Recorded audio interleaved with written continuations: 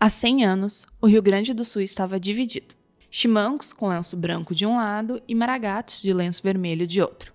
E você sabe exatamente o porquê? Vem que a gente te explica. A confusão toda começa um pouco antes de 1923. Na verdade, a tensão começou em novembro de 1922, ano de eleição.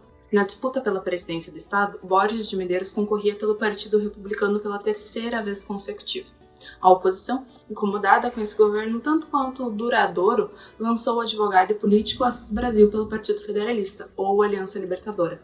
E nessa disputa surgiram as suspeitas de fraude. Houve fraude, não tem dúvida que houve violência, houve tudo que pode ter, mas o Borges de Medeiros termina ungido e tomando posse da seu quinto mandato. E foi assim, com a alegação de fraude nas eleições, que a Revolução começou. Assis Brasil se tornou o líder, o rosto dos revolucionários, e em todos os cantos do estado, maragatos, contrários à permanência do borgismo, decidiram rebelar-se. A estratégia era levar as reivindicações para o Rio de Janeiro, sede do governo federal à época. Com Assis Brasil alegando fraude nas eleições e que o estado estava em situação de guerra, a ideia era pedir uma intervenção federal. Em resumo, havia o seguinte, quer dizer, havia a expectativa de que aquele cenário institucional, político-institucional no Rio Grande do Sul, ele só poderia sair da mesmice, da continuidade, dos conceitos, digamos assim, vazados pelo presidente Borges de Medeiros, em face de uma revolução. Era um momento complicado politicamente para o Borges de Medeiros, e as oposições tentaram se aproveitar disso tudo.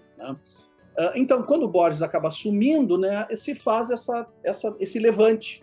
Logo em janeiro, o Borges assume, logo no final de janeiro, começam os levantes militares, iniciando aquilo que propriamente passou a ser conhecido como, entre aspas, revolução. Na verdade, é uma revolta, enfim. Em cada lugar tinham aqueles descontentes que acumularam as tensões. Ao final, nós vamos ter uma guerra de desgaste, uma guerra muito mais montoneira do que guerra de guerrilhas convencional, até porque cada um desses generais, diz o próprio Assis Brasil, tinha as suas razões para entrar na guerra. E foi bem assim mesmo que se deu o levante. Cada região do estado possuía uma coluna, que nada mais é do que um grupo de vários combatentes. Durante um ano, as forças do governo, que eram os chimangos, e os revolucionários, os maragatos, ficaram nesse jogo de gato e rato, com combates ocorrendo quase que diariamente em todos os cantos do estado.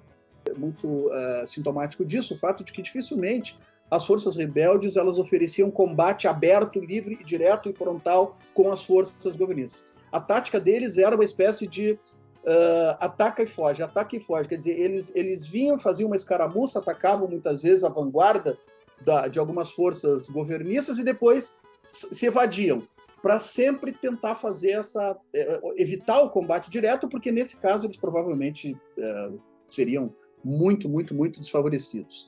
O povo era um veículo absolutamente fundamental para acompanhar os andamentos da Revolução na época. Ele cobria diariamente os movimentos das colunas, enfim, quer dizer, estava o tempo inteiro trazendo notícias a respeito. A estratégia dos revolucionários era justamente essa: manter esse clima de tensão para justificar uma intervenção federal, que não veio. O Arthur Bernardes não fez essa intervenção, Mas, aliás, o Assis Brasil, inclusive, foi para o Rio de Janeiro e passou o tempo inteiro lá tentando articular, enfim, para ver se conseguia alguma coisa nesse sentido, Não deu certo essa articulação, provavelmente por causa disso, mas, em compensação, o Arthur Bernardes mandou emissários para cá para tentar negociar um acordo, O desfecho para esse conflito só vai começar a se efetivar lá por novembro, quando o ministro da Guerra, Setembrino de Carvalho, no Rio Grande do Sul, costura uma trégua que resultará, no dia 14 de dezembro de 1923, com a assinatura do Tratado de Pedras Altas. O que acontece é um acordo, quer dizer, o Borges tem que ceder, vai ceder algumas coisas, Entre outras, ele se compromete a não mais se candidatar à reeleição, Isso era um ponto importante para os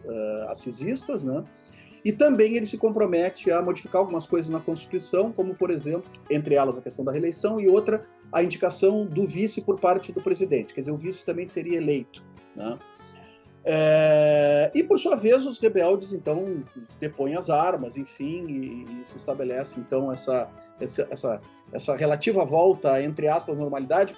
Mesmo que não tenha tanto apelo popular como a Revolução Farroupilha, foi a Guerra de 1923 que deixou importantes legados na história do Rio Grande do Sul e do país. Foi a Revolução que trilhou o caminho para a ascensão de Getúlio Vargas e a Revolução de 1930, que trará, entre outras coisas, a criação da justiça eleitoral e as mudanças partidárias.